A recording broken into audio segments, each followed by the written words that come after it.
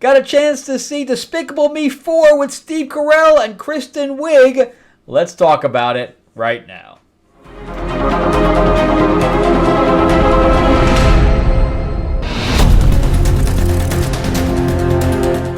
How you doing, everybody? Welcome back to the channel. Happy post 4th. I'm actually recording this on the 3rd, but by chance I get to edit it on the 4th. You guys might not see it till the 5th. So anyway, I hope you guys have a great 4th. And got to barbecue with your family, etc. And got to relax a little bit. So I am your host, Frank Zank. I'm an award-winning screenwriter, novelist, and comic book writer, as well as an independent filmmaker. And here at the channel, if this is your first time, welcome. We here talk about movies, comic books, and television shows, as well as the occasional board game, because that's a huge market as well. A lot of people don't know about all the really intricate board games that are out there that are really amazing. But anyway, so let's talk about Despicable Me 4.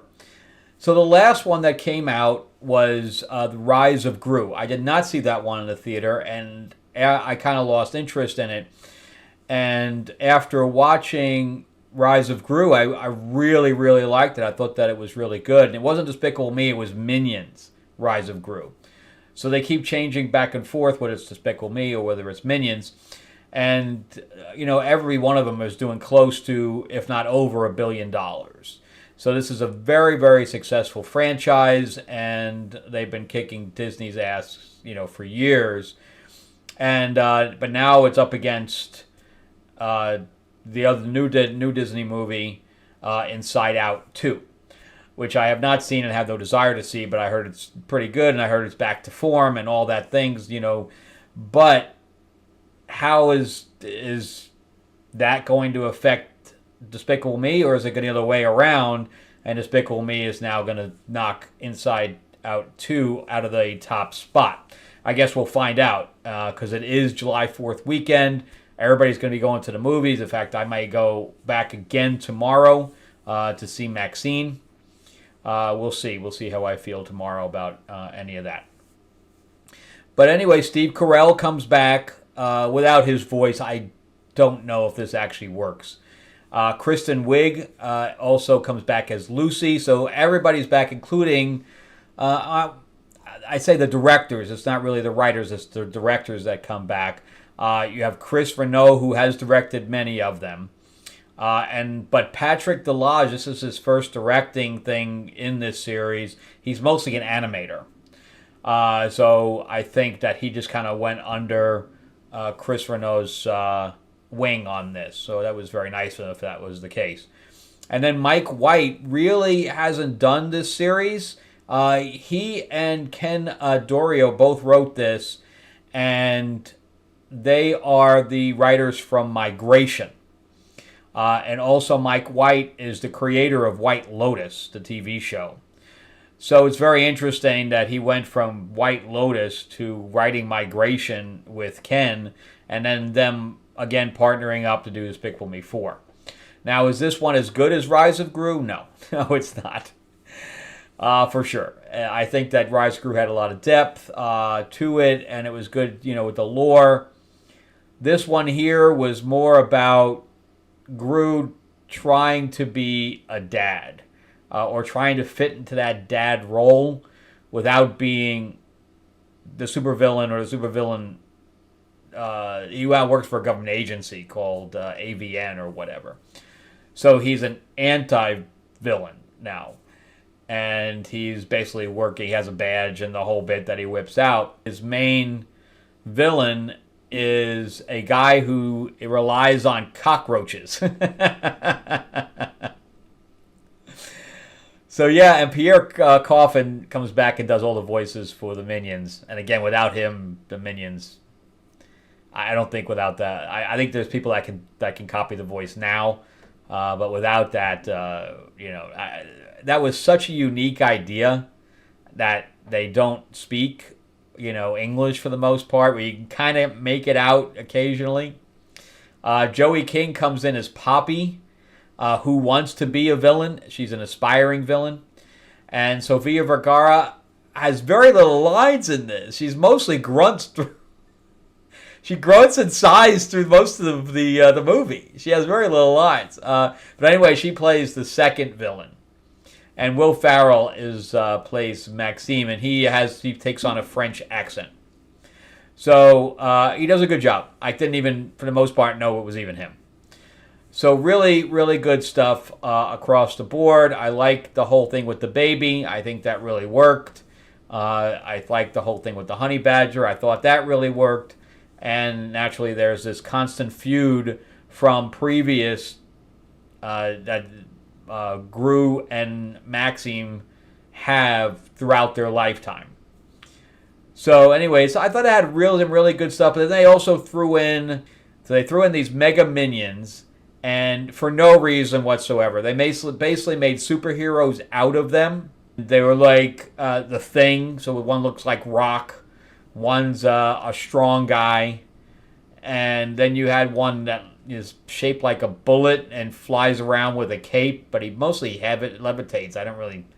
He just kind of floats around. I don't know. And then you had one that was like Mr. Fantastic, Plastic Man situation where he was able to stretch, except that his arms were always dangling, at his thing. But I think that these were just there just for them to sell additional merch. Other than that, they have absolutely no bearing on anything throughout the entire film. They don't. It's just an extra storyline that they threw in for no reason whatsoever. And then there's one guy that you saw in the trailer that's stuck in the vending machine. Now, technically that food was like gone on day one. And yet the food is there by the end of the film as well. So how it kept populating is beyond me. But he's stuck in there throughout the entire film. But yeah, so Maxime ends up going after, he arrests him, but then he escapes, and then he ends up going after Gru's family, so Gru ends up going into protective custody, and that's basically the plot of the film. So that's, I liked Rise of Gru better. I thought it had a lot more lore and a lot more layers to it, but this was still enjoyable. There's nothing in here that children cannot see. It doesn't push any message whatsoever, which is refreshing. I was just talking about the fact that I had 3 people in the theater in my last one, and somebody was on the phone the whole time. Here, it wasn't packed because it was on a weekday in the afternoon, but there was children in there. There was families. Again, it wasn't packed, but I would say it was probably a third to 40% full. Anybody on their cell phones? Nobody. So figure that out. You have your kids in there, and you don't get on your cell phone. Amazing stuff. I had no issues the entire time, and I was very, very glad about that. I really didn't want to do anything in front of any children or cause any trouble. So, yeah, I was very happy about that, but it's amazing that in a kid's movie, nobody gets on their phone. It was just what I was in the mood for. I was in the mood for some dumb fun, and that's what I got. And I know that Sean Chandler was pretty hard on it. I am less hard on it because I knew exactly what I was going in there to get, and I got it. So again, it's not as good as some of the others, but it's just got that. You walk in there, you're getting a Minions film, you're getting a Gru film, you're getting the girls, you're getting, Kristen Wiig's character and their relationship, and we're getting a little bit of action and all that stuff in there. And, overall, I liked it. I'm going to say it's probably a 7 to 7.5 out of 10. So will I see it again? Yeah, if I'm passing through it, I'd probably stop on it. It's enjoyable.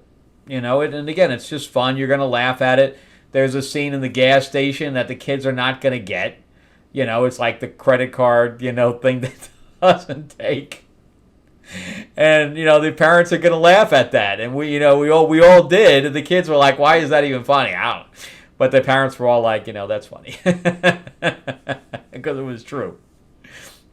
But anyway, that's it for me. Thanks for watching. Yeah, if you have kids, absolutely go see it. Absolutely, they're going to have a good time with it. And, what's going to be their favorite character, what's going to be their favorite moment, that I don't know. But, they'll probably like the Minions more than anything else, or the Honey Badger or whatever.